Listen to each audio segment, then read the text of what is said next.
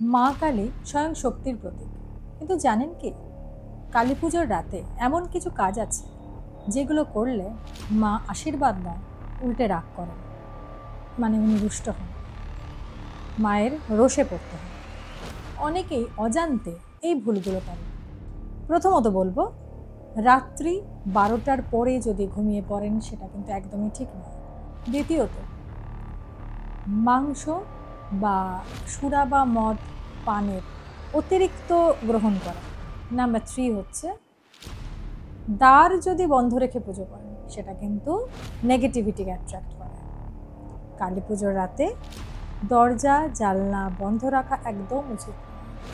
Number 4 বলবো, অন্যের নিন্দা করা বা ঝগড়া করা একদমই সমুচিত নয়। এই রাতে কোনো রকম নিন্দা, কটু কথা, গালাগালি এগুলো করলে কিন্তু নিজের ভাগ্যকেই দগ্ধ করা হয়। নাম্বার 5-এ বলবো, প্রদীপ যদি না জ্বালিয়ে রাখেন তাহলে কিন্তু একদম নেগেটিভিটি অ্যাট্রাক্টেড হয়ে যায়। এই রাতে একটিও প্রদীপ যদি নিভে যায় সেটা কিন্তু অশুভ ধরা যায়।